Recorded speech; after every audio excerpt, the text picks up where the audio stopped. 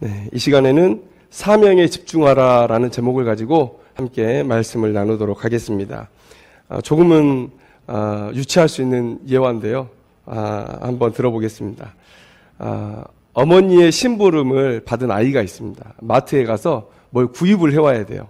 그런데 마트에 가면 아이들 눈을 현혹시키는 게 정말 많잖아요. 그래서 가서 먹고 싶은 것도 많고 갖고 싶은 것도 많아가지고 이렇게 두리번 하다 보니까 시간이 훌쩍 갔고, 그리고 내가 왜 여기 있지? 라는 걸 까먹은 거예요. 우리 어머니가 나에게 뭘 사오라 그랬지? 이걸 까먹은 거예요. 그럼 어떻습니까? 그 아이는? 이제 혼나야 되겠죠? 예, 혼나야 됩니다. 이런 예를 들면서 생각해 보건대 우리가 이런 인생을 산다라는 생각을 해봤습니다. 우리가 참 목적 없이 살아간다라는 생각을 해봤어요.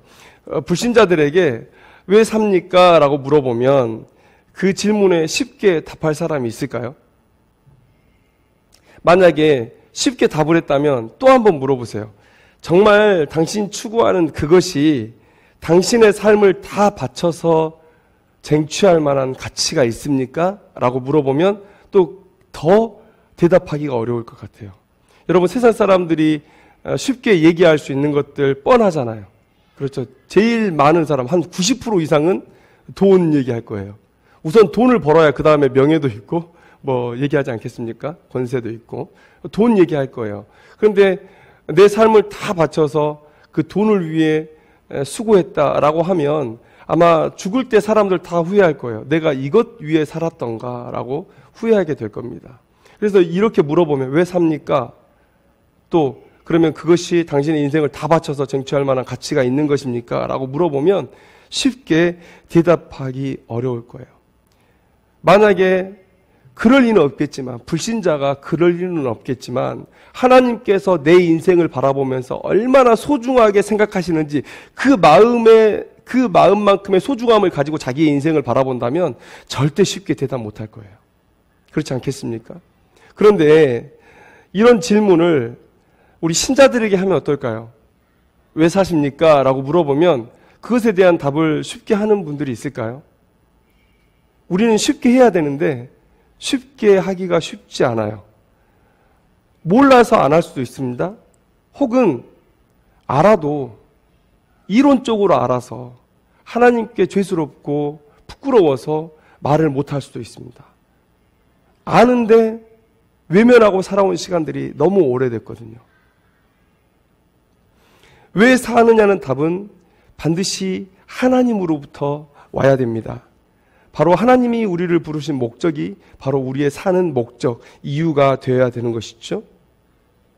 그래서 우리가 지금 교회를 다니면서도 또 하나님을 신앙한다라고 고백하면서도 왜 사는지 모르고 또 알고 있으면서도 답을 못하는 이유는 뭐냐면 우리가 이 세상에서 지금 목적 없이 방황하고 있다는 것을 증거하는 거예요.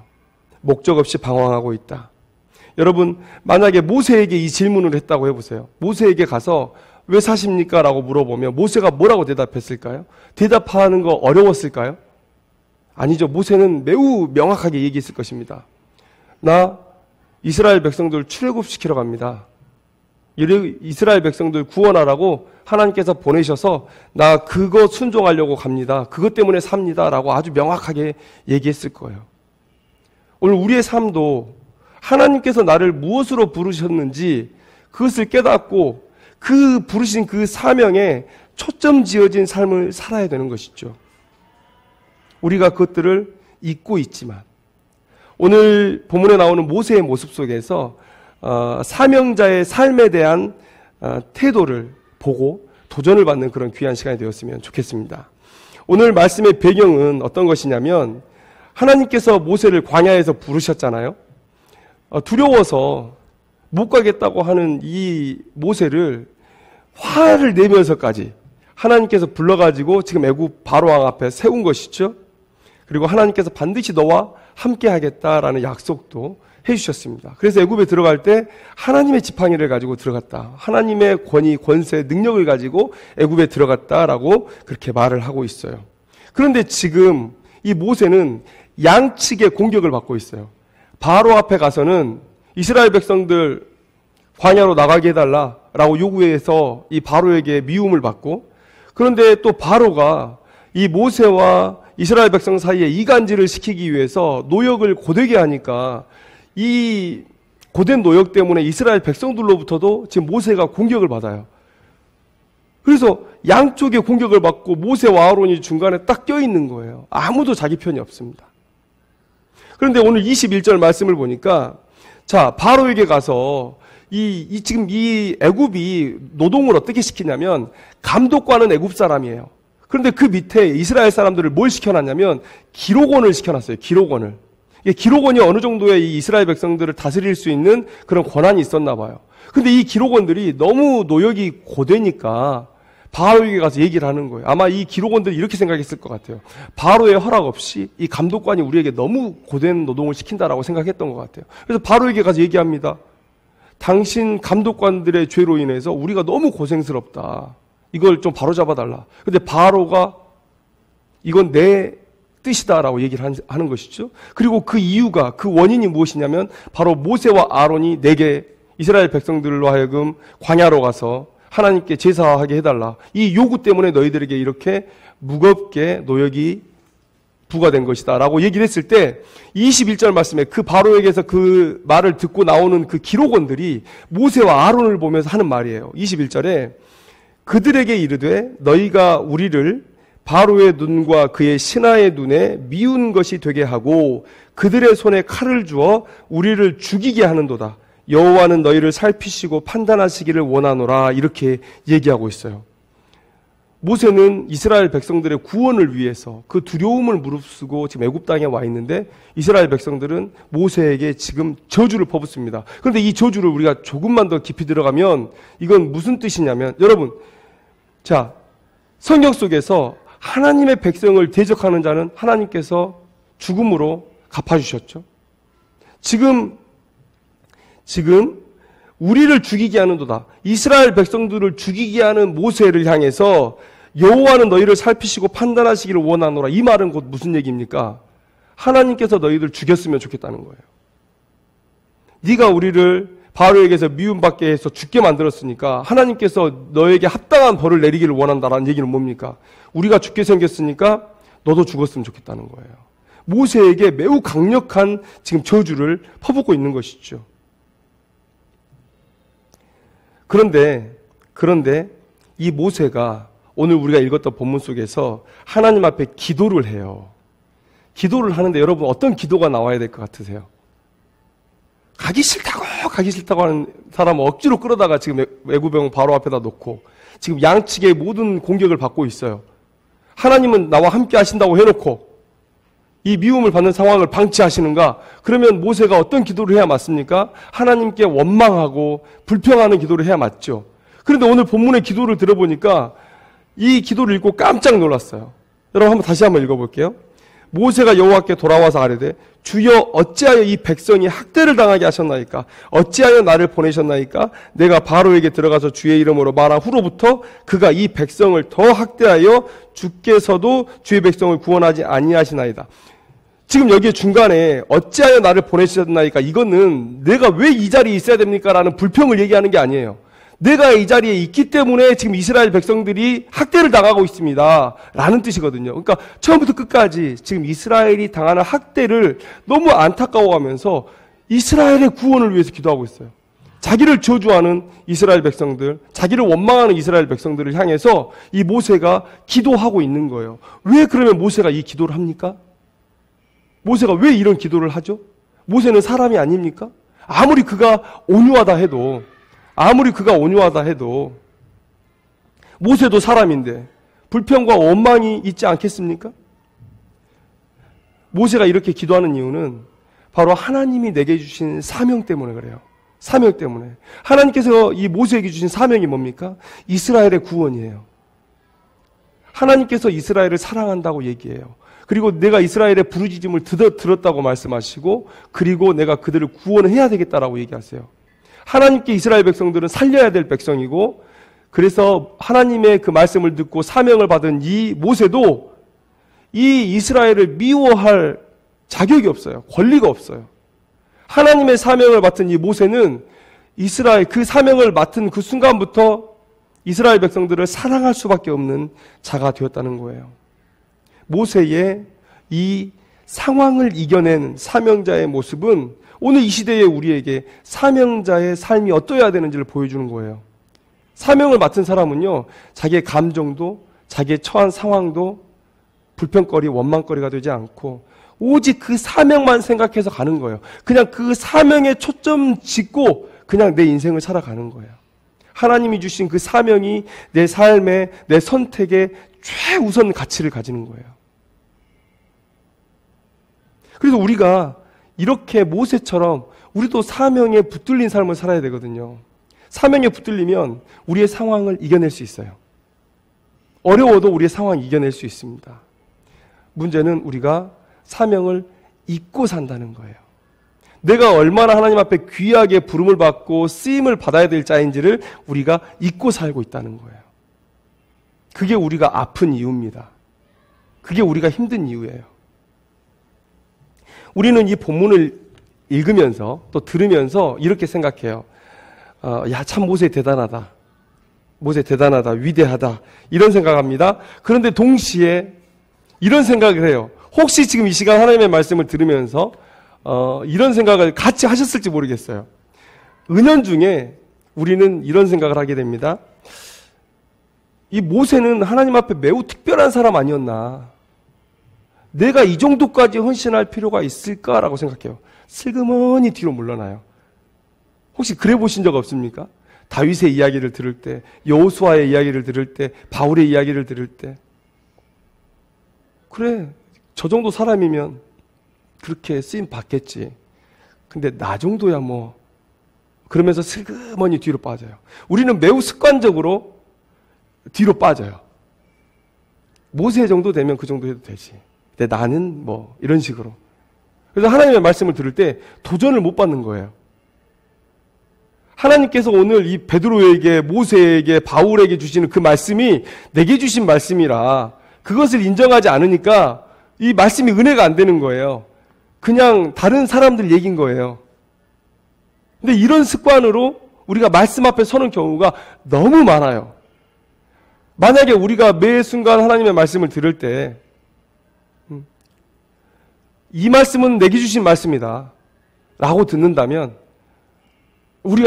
우리라고 얘기하니까 꼭 여기 계신 분들만 그런데 우리 이 한국교회와 이 세계교회가 이렇게 세상 앞에 무기력할 수 있겠는가라는 것이죠. 우리 이렇게 생각해요.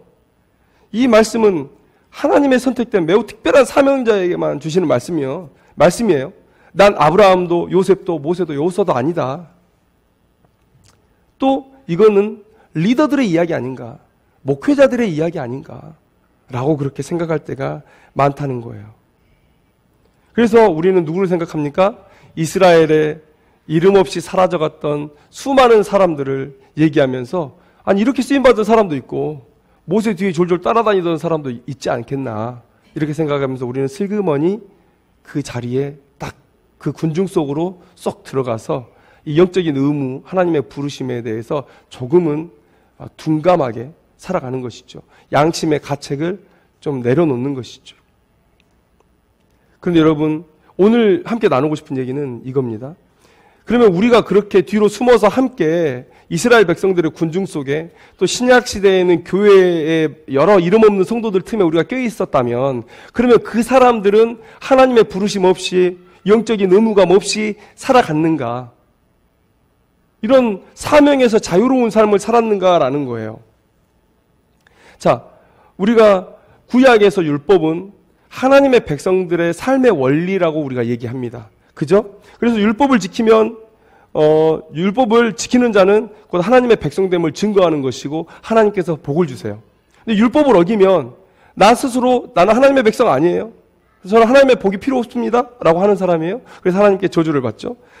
율법은 하나님의 백성들의 삶의 원리예요. 그런데 이 복과 저주의 가르침으로 주신 책 신명기 안에서 하나님께서 이스라엘 모든 백성에게 순종을 명하시면서 이렇게 말씀하셨어요. 내가 내 하나님 여호와의 말씀을 삼가 듣고 내가 오늘 내게 명령하는 그의 모든 명령을 지켜 행하면 복을 받고 그의 말씀을 잊으면 속히 파멸하게 될 것이다. 이 말씀은 리더들 몇 사람에게 주신 말씀이 아니라는 것이죠. 하나님께서 구약시대에 하나님의 백성들의 삶의 원리로 주신 그 율법에 모든 백성을 묶어두셨어요. 이 율법을 지키는 자만이 하나님의 백성이라는 거예요. 자, 그 중에 예를 하나 들어볼까요? 레위기 1장에 번제라는 제사가 나옵니다. 여러분, 번제라는 제사를 드리는데 거기에 여러 가지 이 제물의 이 차등이 나타나요. 첫째는 소, 그 다음에 양과 염소, 그 다음에는 산비둘기, 집비둘기, 그 다음에는 곡식으로 이렇게 드리게 돼요. 근데 여러분, 이렇게 차등을 둬서 이스라엘 백성들에게 너희들 형편에 맞게 이 제물을 드리라라고 하시는 하나님의 의도는 뭘까요? 첫째는 모든 사람에게 감사를 요구하셨다는 거예요. 저는 드릴 게 없어서 라고 핑계대지 말라는 거예요. 많이 있는 자나 적게 있는 자나 모든 사람에게, 리더나 아닌 자나 뭐 위정자나 아닌 자나 종교 지도자나 아닌 자나 할 것 없이 모두에게 이 번제의, 이 감사의 제사의 의무를 부과했다는 거예요. 율법 안에 묶어두셨다는 거예요. 그리고 두 번째는 뭡니까? 각 사람에게 합당한 은혜의 그 보상을 요구하셨다는 거예요. 너희들이 의대 받은 대로 너희들이 생각하는 만큼 하나님 앞에 드려라 라는 것이 이 제물에 차등을 두신 하나님의 이유라는 것이죠. 자, 이렇게 이스라엘 모든 백성은 하나님 앞에 은혜를 입었어요. 하나님께서 내가 너를 애굽에서 인도하여 낸 여호와라는 그 말씀을 매우 자주 하시거든요. 왜 그렇습니까? 이스라엘 백성들에게 계속해서 너희들은 나에게 감사해야 된다라는 것을 계속 알려주시는 거예요. 감사가 곧 순종의 힘이에요. 순종의 동력이에요. 하나님께서 뭐 우쭐하려고 그렇게 하시는 게 아니라 하나님께 감사하는 마음이 그들의 순종을 일으키고 사명을 따르는 삶에 대한 동기부여를 해주고, 그리고 그런 삶이 곧 자신의 백성들이 복된 길로 가는 길이기 때문에 하나님께서 계속해서 내가 너를 애굽에서 인도하여 낸 내 하나님 여호와다라는 얘기를 계속 하시는 거예요. 그러면서 이 율법의 요구를 너희들이 당연히 지켜야 된다. 지위 고하를 막론하고 모두가 다 지켜야 된다라고 말씀을 하시는 거예요. 그러니까 여러분, 우리가 생각하듯이 하나님의 말씀은 리더들 몇 사람에게 주어진 말씀이 아니에요. 하나님께서 사명을 주신 사람이 리더들 몇 사람에 국한되는 것이 아니라 이스라엘 모든 백성들이 다 하나님 앞에 사명자였던 거예요. 그럼 이 시대를 살아가는 우리는 어떻습니까? 율법이 사라진 지금 우리는 어떤 사명을 품고 있습니까?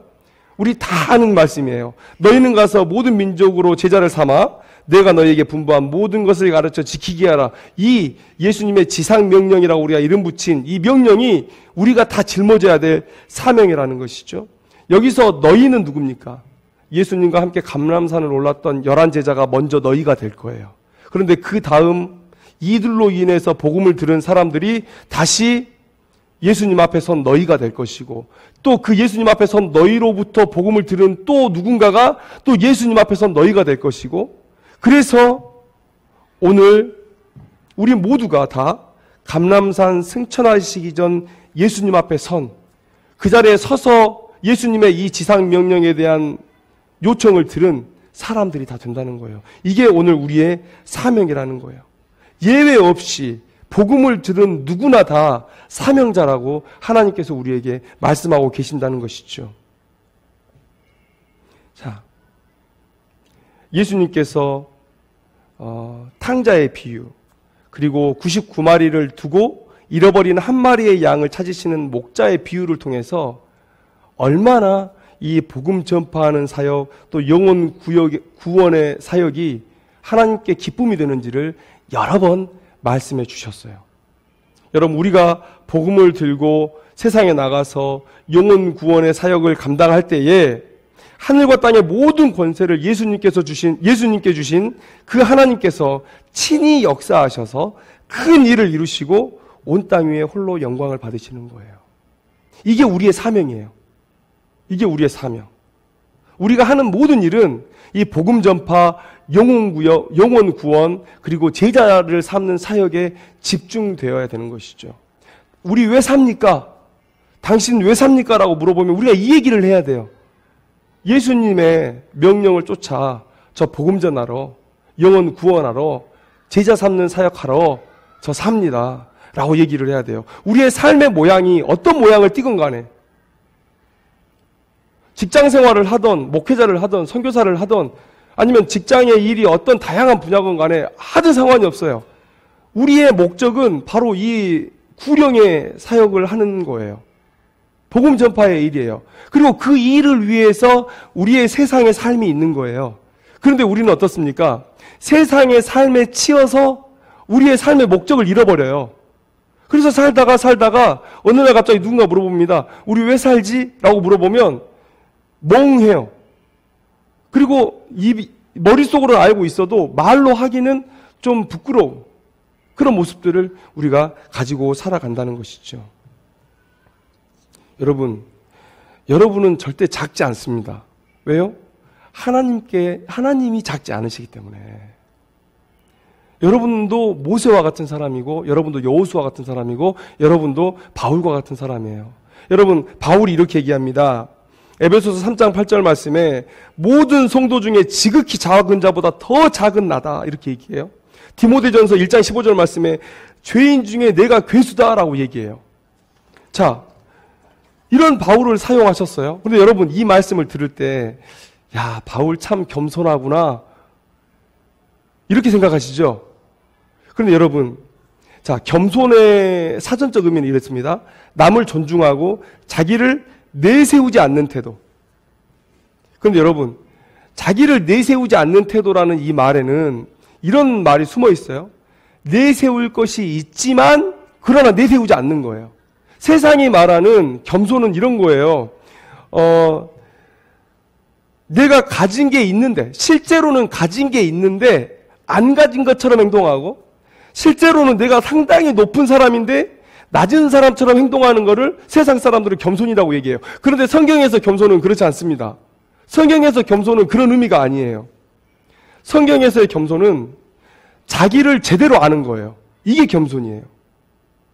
나를 제대로 아는 거예요.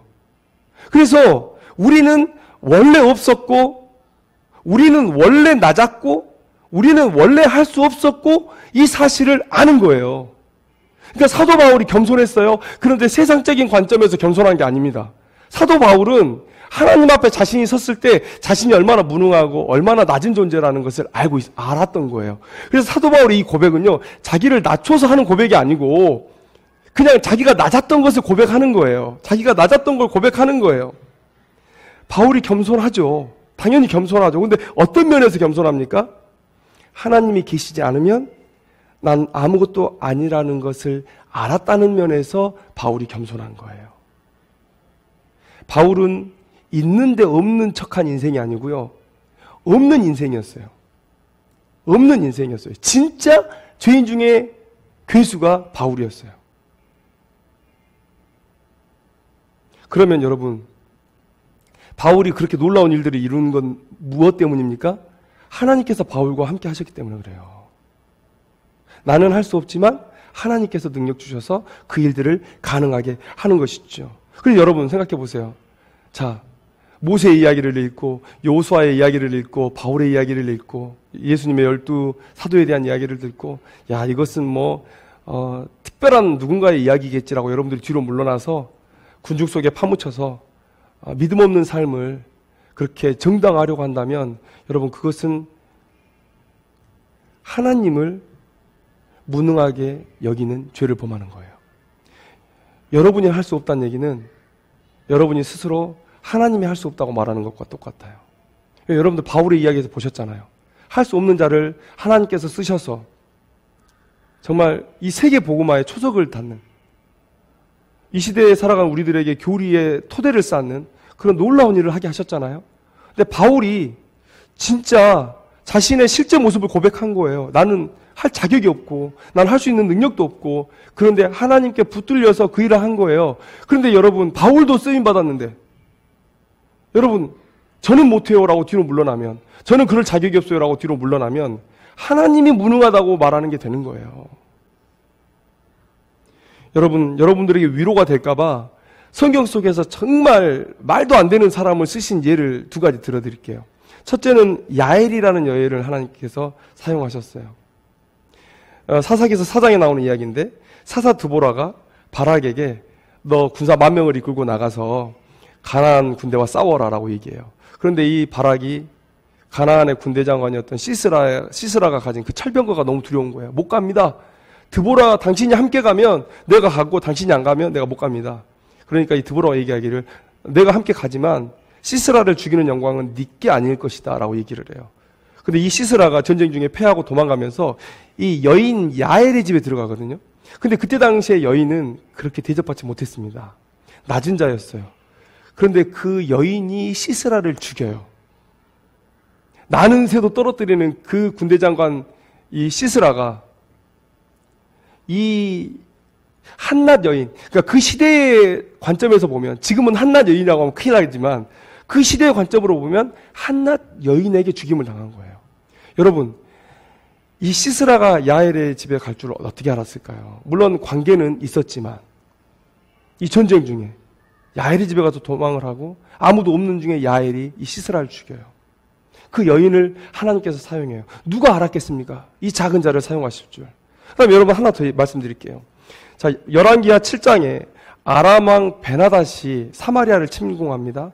그리고 이 사마리아 성을 이렇게 삥 둘러싸서 아무도 못 나가게 하고 굶겨 죽이려고 하는 거예요. 그러니까 여러분 비둘기똥 1갑에 은 5세겔 했다는 거예요. 그럼 비둘기똥을 먹는 건 아니잖아요. 제가 생각할 때 이렇습니다. 비둘기똥을 물에 이렇게 씻으면 비둘기가 먹다 남은 뭐 씨앗이나 뭐 이런 게 조금 있을 거 아니에요. 근데 그건 먹겠다고 은 5세겔을 지불했다는 거예요. 그만큼 굶주림이 심할 때인데 모든 사람이 다 성문을 걸어 잠그고 밖에 나오지도 않아요. 밖에 무슨 일이 있었는지 알지 못해요. 그런데 하나님의 역사하심으로 이 아람 군대가 다 물러가죠. 물러가는데 그 소식을 전한 사람이 누굽니까? 4명의 문둥병자들. 여러분, 그러면 이들이 하나님의 사명을 받아서 그렇게 살아냈다면, 그러면 우리 정도면 하나님 앞에 쓰임 받을 수 있는 사람들 아닙니까? 우리 대단한 사람들 아닙니까? 저는 그렇게 생각해요. 여러분, 우리는요, 소의 번제를 드려야 되는 사람이에요. 그런데 혹여 우리의 삶 가운데 산비둘기나 곡식 정도 드리는 것으로 만족하고 뒤로 딱 물러나서 그저 세상의 삶에 심취해서, 세상의 가치에 심취해서 우리가 살아가고 있지는 않은가. 여러분, 우리는 마중물 인생이라고 생각이 돼요. 마중물. 여러분, 마중물 아시죠? 마중물, 이렇게, 우리 옛날에 이 펌프 있잖아요. 펌프. 거기 보면 이렇게 이제 물 없을 때는 이렇게 이렇게 트름 소리가 나잖아요. 이렇게 하면. 근데 물 이렇게 한 바가지 붓고 이렇게 하면, 물이 콸콸 쏟아지잖아요. 여러분, 그 마중물 한 바가지, 그 한 바가지 가지고 있으면 몇 명이나 목 축이겠어요? 뭐 세수라도 하겠습니까? 그런데 여러분, 그 물이 부어지고 이 펌프에서 이 다함이 없는 물이 솟아날 때 놀라운 일이 벌어지잖아요. 우리 인생이 그 마중물 인생이라고 생각이 돼요. 하나님은 꼭 사람을 통해서 역사하시거든요. 그래서 하나님은 지금 주님, 제가 여기 있습니다. 저를 보내십시오. 라고 하는 사람을 찾아요. 그럼 내가 아무리 능력이 없고 부족해도, 에이, 바울도 이렇게 부름받았는데, 죄인 중에 괴수 바울도, 제가 바울보다 잘났다는 얘기는 절대 아니에요. 그런데 그냥 이렇게 했는데, 우리가 다 도찐개찐 아니겠습니까? 쫙 바닥에서 하나님 보시기에. 그러니까, 바울도 쓰임 받았는데, 하나님, 저도 쓰임 받겠습니다. 라고 하는 그 믿음에 하나님께서 역사하시는 거예요. 그것을 마중물 쓰셔서 펌프에서 그냥 이 하나님의 은혜가, 하나님의 그 놀라운 능력이 다함 없이 이 세상 가운데 펼쳐지는 거예요. 나를 통해서. 그런데 우리가 그거 안 하겠다고 뒤로 물러나면 하나님의 능력을 믿지 않는 거예요. 여러분, 모세가 받은 복 한번 생각해 보세요.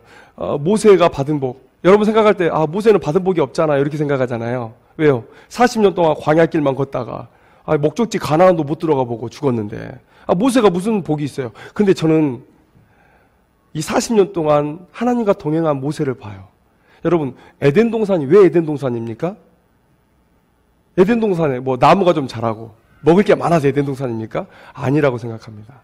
하나님이 그곳에 오셔서 아담과 하와와 함께 동행하여 주셨어요. 하나님과 동행했기 때문에 그곳이 에덴 동산이에요. 저는 감히 말하건대 이 모세가 걸었던 길이 광야의 삭막한 길이었고, 그 다음에 백성들의 원망을 들었던 마음고생 심했던 40년의 길이었지만 하나님께서 동행하셨다는 그 사실 그 자체만으로도 이 모세는 에덴 동산에 있었다고 생각이 돼요. 우리가 삶이 어렵죠. 삶이 어려워요. 세상 것에 치이고 세상 가치를 쫓다 보니까 삶이 어려워요. 위로도 없어요. 하나님이 어디 있나 싶어요. 근데 우리가 이 사명대로 안 살았거든요. 하나님의 사명을 잊고 세상 쫓아갔거든요. 아니, 부르려면 매도 때려야죠. 안 그렇습니까? 잘못 가면 매도 때려서 불러와야죠. 매를 때려서 불러왔는데 계속 그쪽만 바라보고 있으면 또 때려야죠. 그게 부모 마음이죠. 그런데 우리가 하나님, 제가 주의 사명 감당하겠습니다 라고 손들고 우리가 마중물의 인생을 하나님 앞에 드리면 하나님께서 왜 우리에게 복을 안 주시겠냐는 거죠. 오늘 이 시간 우리가 다 사명자라는 사실을 좀 기억했으면 좋겠습니다. 우리가 우리의 삶을 돌아보고 내게 과연 맡기신 이 사명, 이 복음 전파, 영혼 구원, 그리고 제자 삼는 사역, 이 사역에 우리가 얼마나 마음을 두고 살아가고 있었는지, 그거는 뭐 저 사람 목 아니야? 그거는 뭐 이런 대단한 사람들 목 아니야? 이렇게 생각하고 우리가 살아오진 않았는가? 여러분, 수신제가 치국평천하 이 말 있잖아요. 좋은 말이죠. 그래서 여러분들 이렇게 생각해요. 아직은 내가 덜 됐는데 무슨 남한테 이렇게 생각하시는 분들이 많아요. 근데 여러분, 언제 될 것 같으세요? 언제쯤 되면 여러분 복음 전할 수 있을 것 같아요? 수신을 언제 끝내실 거예요? 안 끝나죠. 안 끝나요. 저는 이것이 겸손을 가장한 나태요 불순종이라고 생각이 돼요. 여러분, 수신제가 치국평천하는 동시에 하시면 됩니다. 동시에. 지금 결단하시고 내 믿음도 세우고 그리고 나라를 위해서도 기도하시고 내 가정을 믿음으로 이끌어가고 이렇게 하는 거예요. 동시에 하는 거예요. 나를 제자 삼으면서 밖에서 행동을 조심하고 또 내 가정을 돌보고 교회를 섬기고 내 직장에서 복음을 전하고 또 나라를 위해서 기도하고 이 모든 일이 같이 이루어질 때 시너지가 일어나는 거예요. 그 모든 자리에서 하나님께서 은혜 주셔서 내 믿음이 더 견고히 자라가는 거예요. 여러분, 뒤로 물러나지 마세요. 여러분 사명자입니다. 뒤로 물러나지 마세요. 목적 없이 보낸 나의 시간 혹은 겸손을 가장하면서 나태와 불순종으로 보낸 나의 시간을 이 시간 우리가 회개하고 이 시간 복음을 위한 사명자라는 사실을 다시 한번 깨닫고 내 현장에서, 내 삶의 현장에서 사명자로서 어떻게 살아야 되는지를 생각해보는 그런 귀한 시간이 되기를 주님의 이름으로 축원합니다. 기도하겠습니다.